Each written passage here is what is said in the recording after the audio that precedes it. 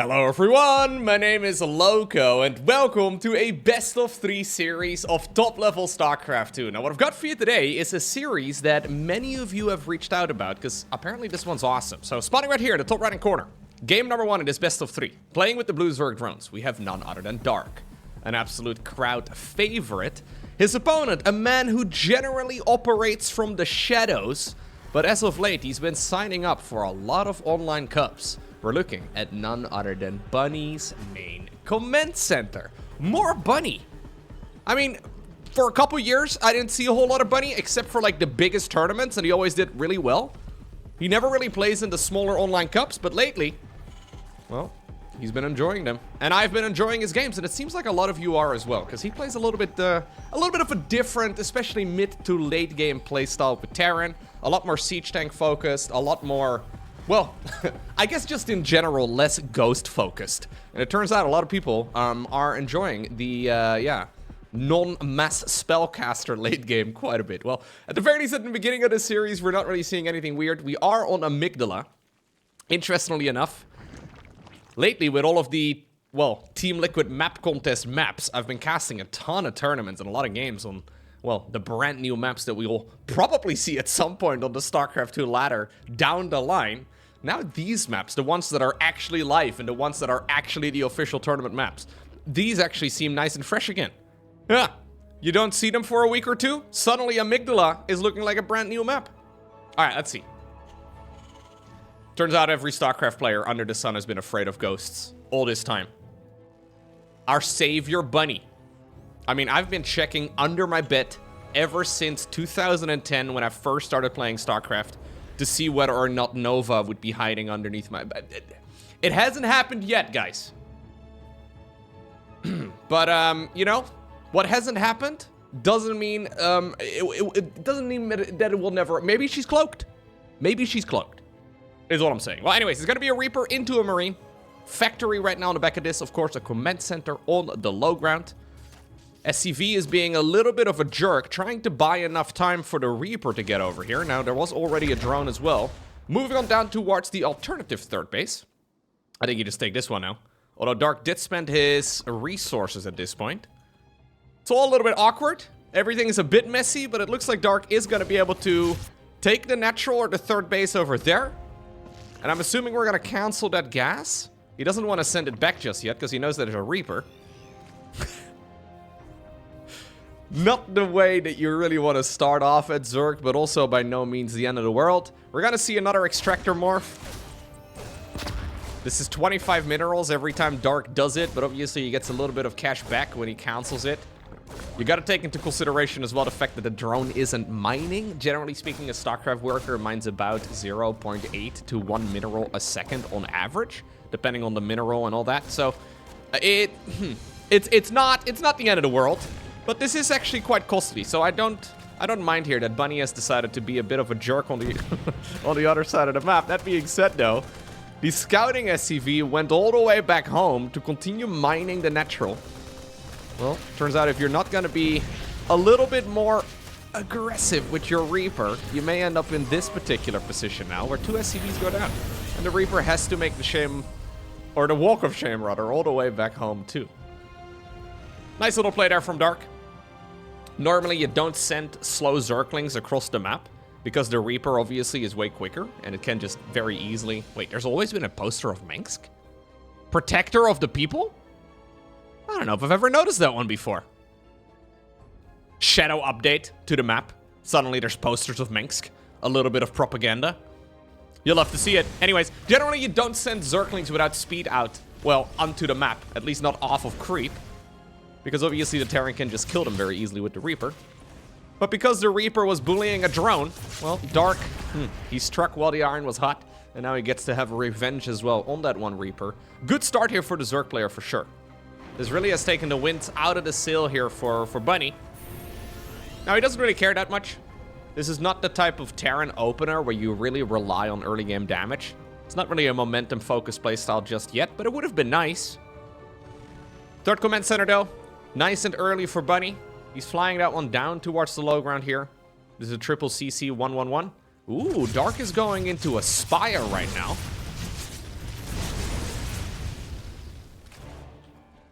We've been seeing him play this a little bit as of late. Specifically against Protoss, he's been mixing it in. Apparently, maybe he just likes it on this map, because I remember he did this exact same thing. At the time, he built it somewhere over here, or somewhere over here, above the spawning pool. He did the exact same thing against mech specs not too long ago. Either way, Spire is going to be chilling inside of the natural expansion, and there's a very good chance that Bunny is not going to be able to see this until the Spire is already out. Problem, of course, for Dark is that he's cutting some major corners. He has not got a Roach Warren, he doesn't have a Baneling Nest, there's no Evolution Chambers, there's nothing. Any sort of a real aggression here would be a real issue for him to deal with.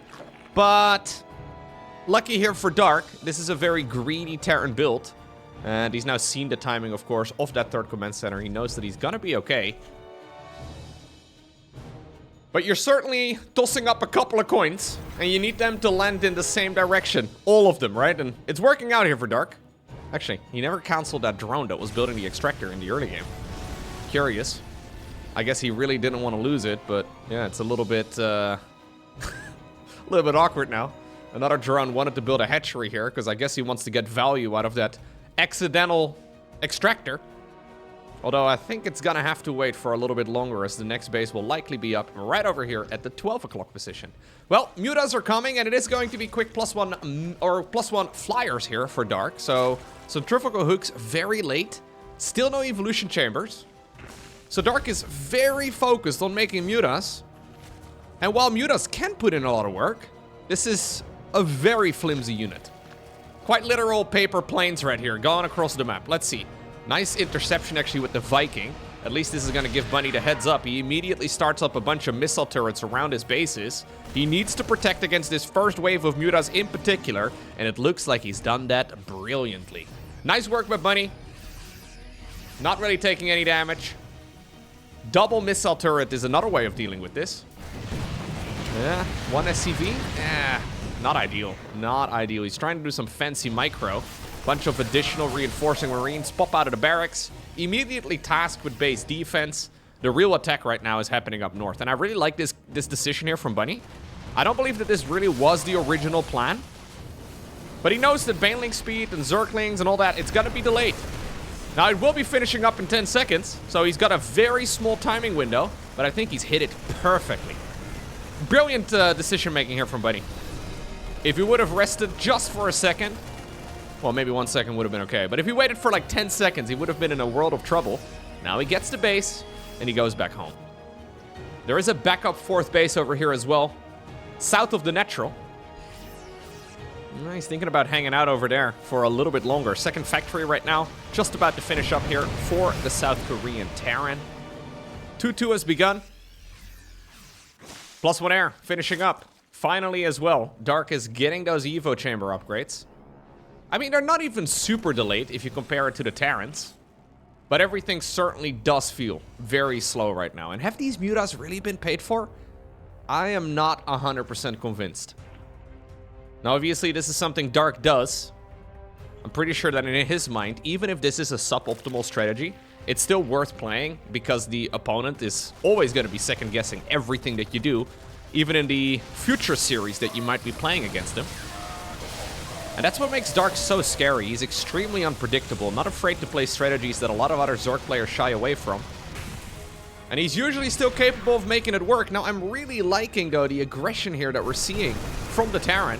Again, going for that base at the top. The mutas, though, are being a bit of a nuisance now, forcing a cancel on a command center.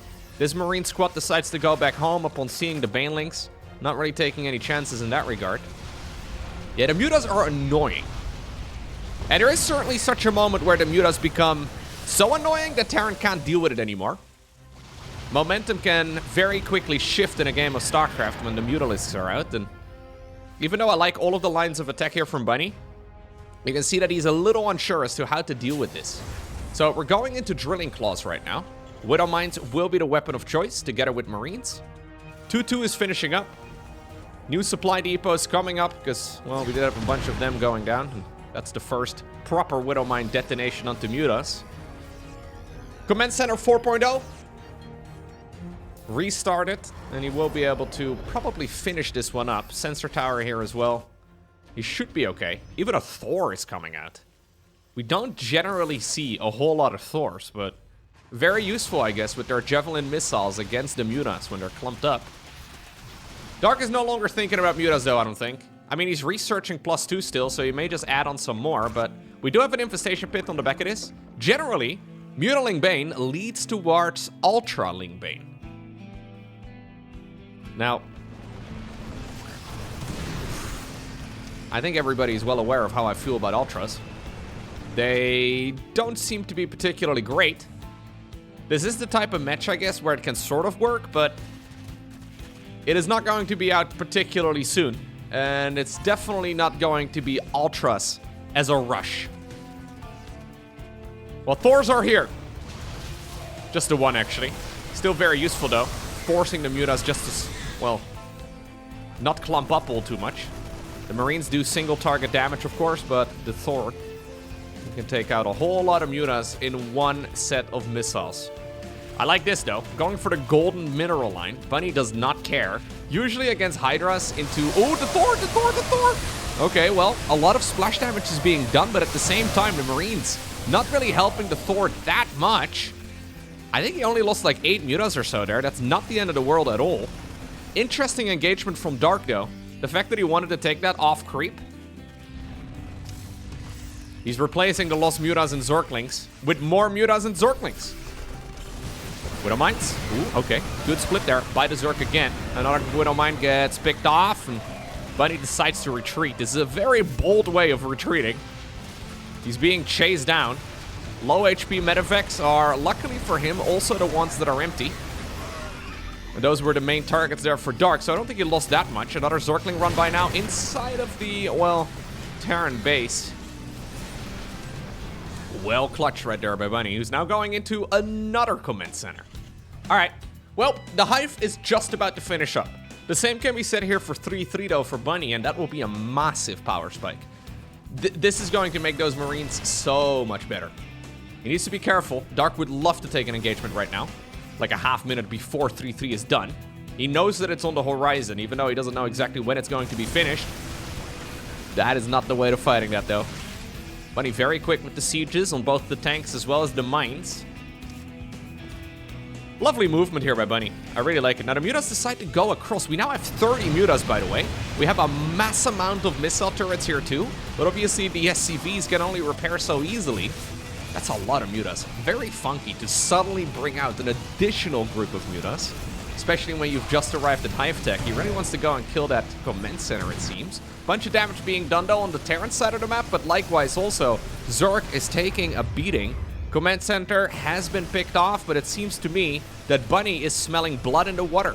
Ultra Cavern indeed coming up right now on the back of this for Dark. Without chitinous plating, it won't be very useful. That is so many Mutas, though. He can just go after the Marines with those. When the Marines are running, they're not firing.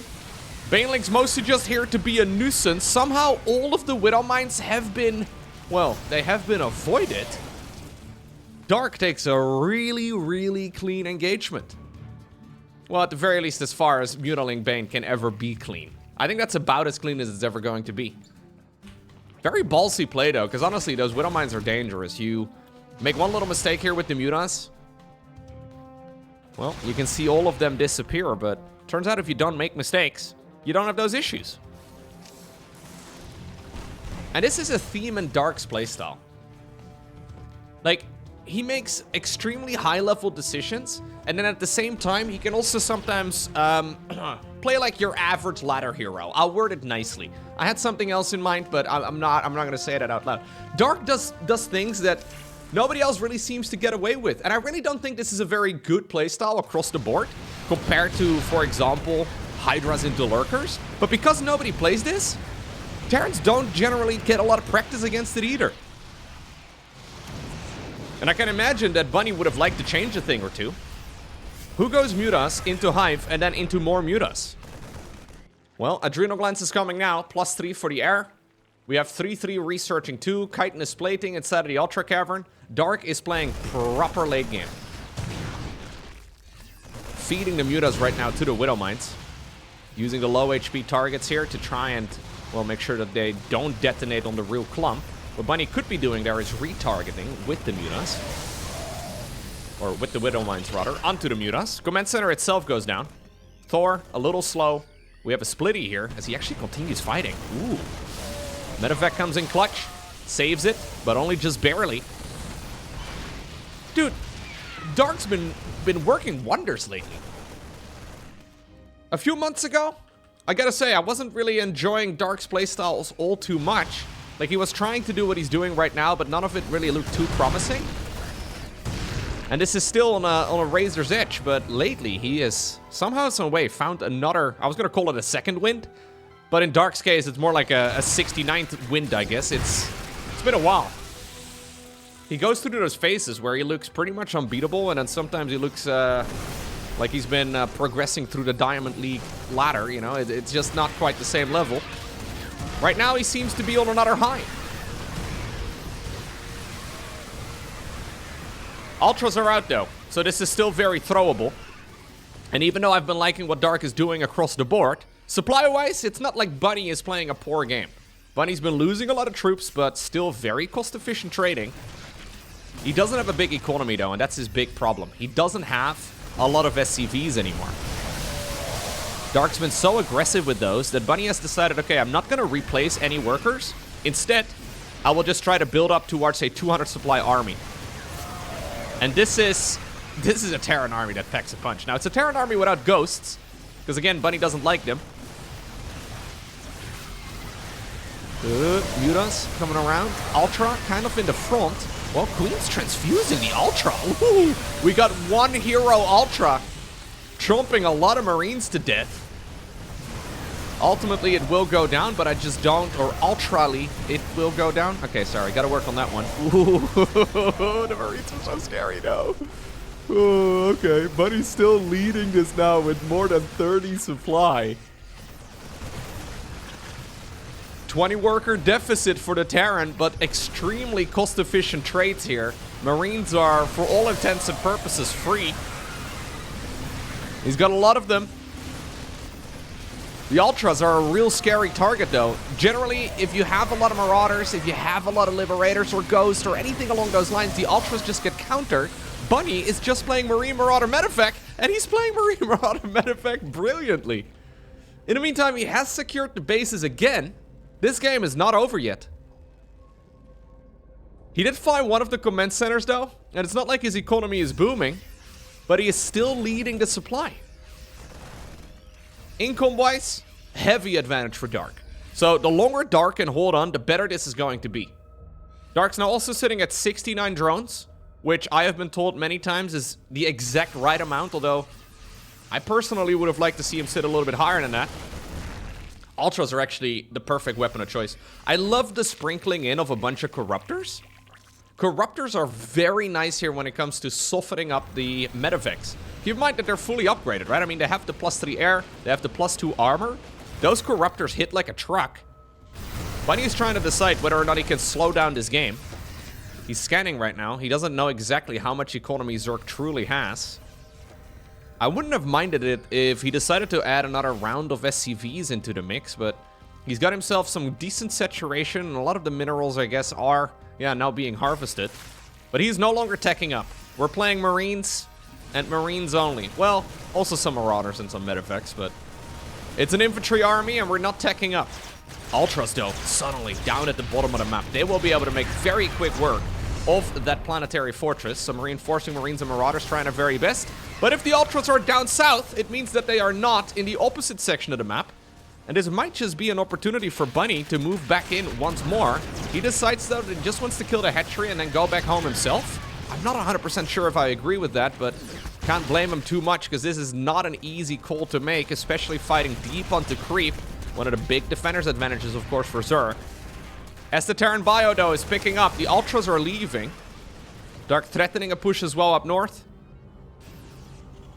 But I think that was about, yeah, the best exchange there that Zerg could have had. Bunny is running out of cash.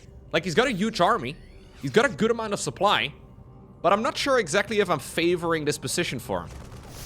Having a couple of Marines on over here behind that golden mineral line would not be a bad idea. Dude, Ultras are actually just demolishing Terran here. Even though I have been joking about the Ultras a lot, And I really do think they're quite a mediocre unit. When they are in the right situation at the right time, they look pretty much unbeatable. If you don't have any proper tier 3. I mean, to be fair, you are fighting with the absolute earliest unit you can get here as Terran, the Marine. The mightiest unit that Zerg can make on the ground. Maybe it's not that weird, but let's see, is this good enough here for Bunny? He's trying to take this engagement off creep as much as possible. Zerg, though, coming in with a pincer attack from every single side possible. Ultra's dealing a lot of splash damage, so he's trying to back up to the safety of that choke point. Now, helping out is the Planetary Fortress 2. Ultras are breaking through that spot, but he decides to back off. Only 57 workers remain of Dark's original 69.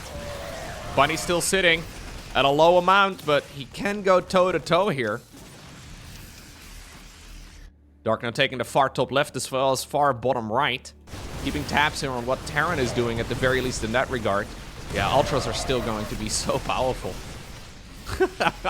He's backing off every time he gets to this little mined-out position, but as time goes on, more and more of these golden minerals will always, well, they will also run out, right? So in a few minutes' time, this opening will be much wider.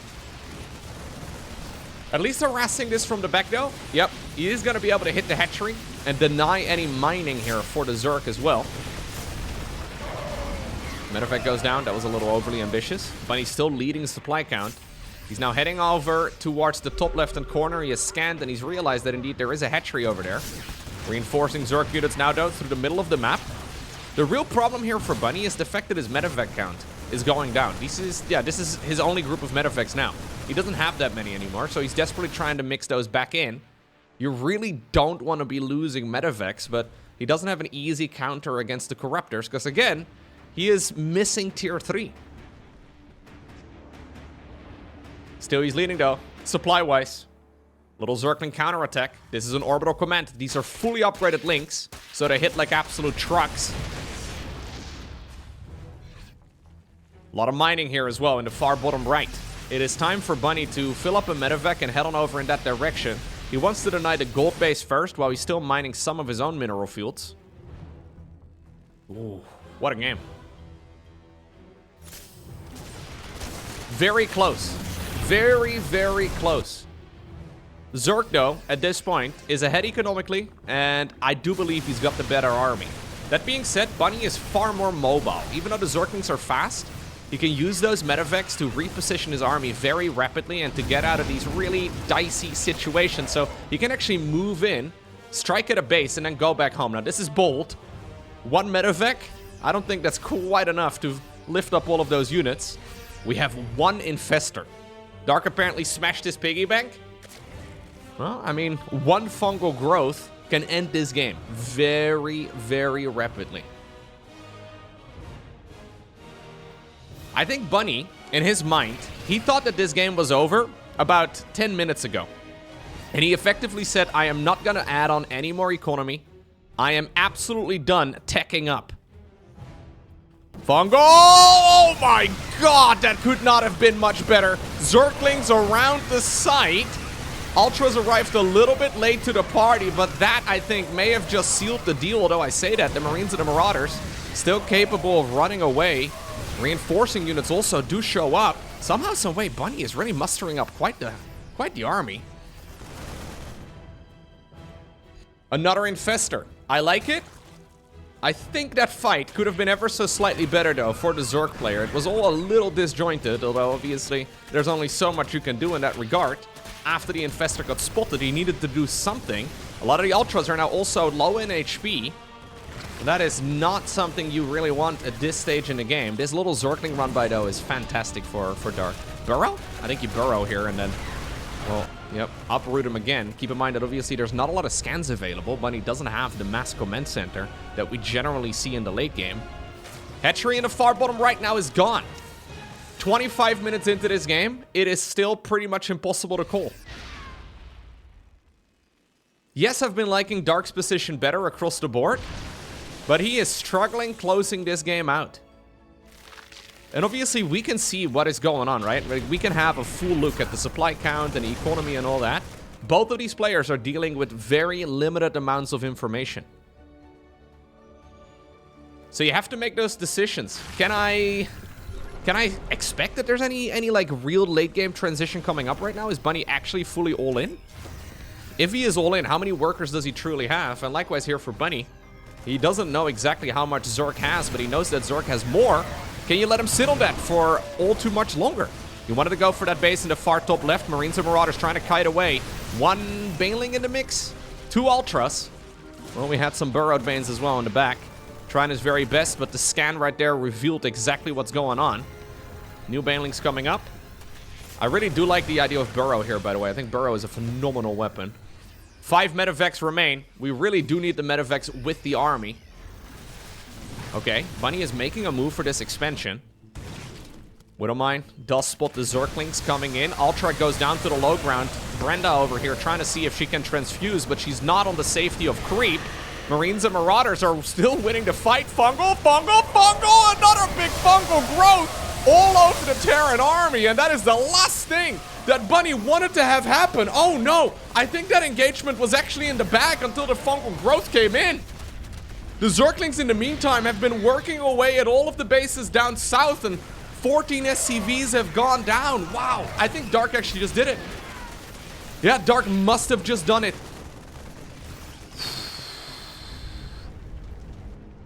2 Fungal growths. Makes you wonder if maybe we should have seen a couple more infestors. But those 2 Fungal growths absolutely sealed the deal for Dark. GG.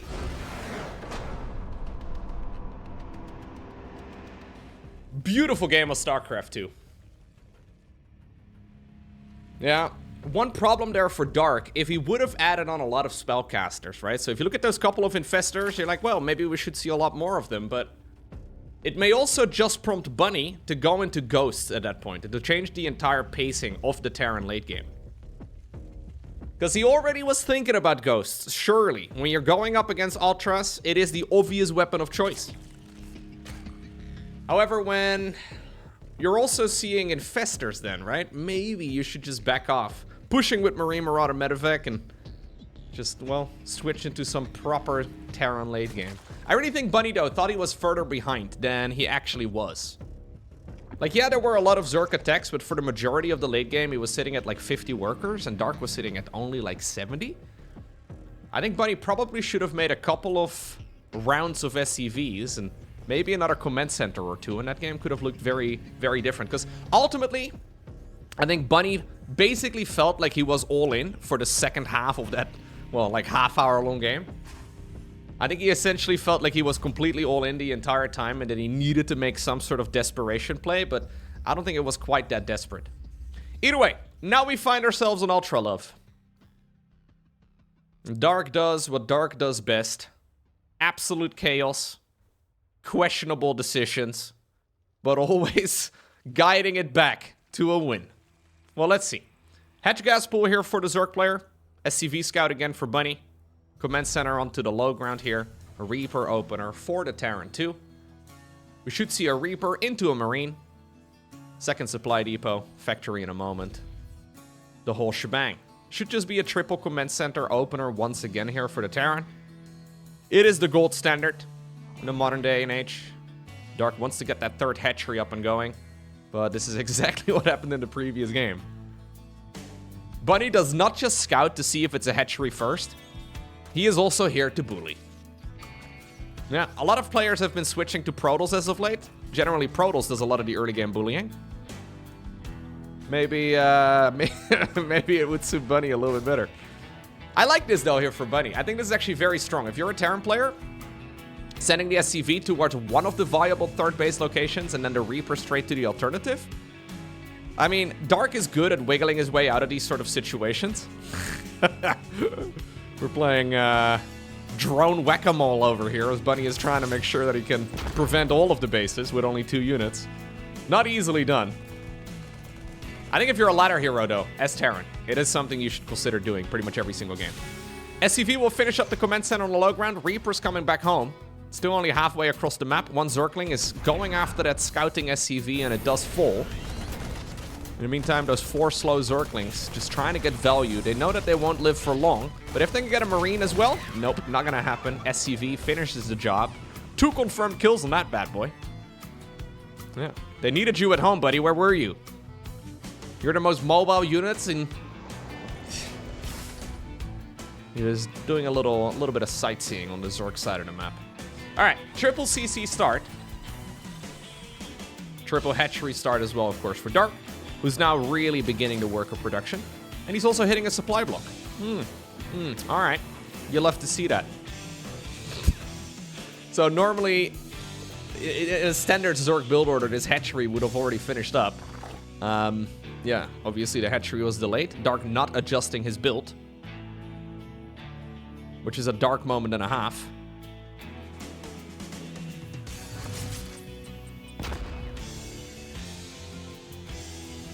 Taking a page out of Hero's book in that regard. It's really interesting how both Hero and Dark can play extremely sloppy StarCraft, but then at the same time also absolutely phenomenal. Like, I feel like we can create the perfect Zerg, or like the perfect Protoss or Terran, you know? We just have to combine different skill sets of different programmers. Like, if we can get the mechanical precision of Serral together with Dark's Chaos, it's gonna be very hard to beat. Hellions coming in. Bunny actually trying to see if he can drive. Yeah, it's dangerous. You don't really want to lose the Hellions here yet. It's okay to lose them in a bit, but otherwise taking the 3rd command center is gonna be hard. I feel like if we can maybe, if we can get like the absolute chaos and execution from Hero, and then somehow, some way get the mechanical skill of Max Packs, whew, we are working with a phenomenal Protoss at that point. Yeah, I mean, every pro gamer is missing something. In my mind, like when I think about the top tier StarCraft 2 competitors in 2025, all of them miss something. Except for, well, you would have guessed it, Serral. Serral's an absolute monster. Maybe it could be a little bit more chaotic, like this sort of stuff here from Dark.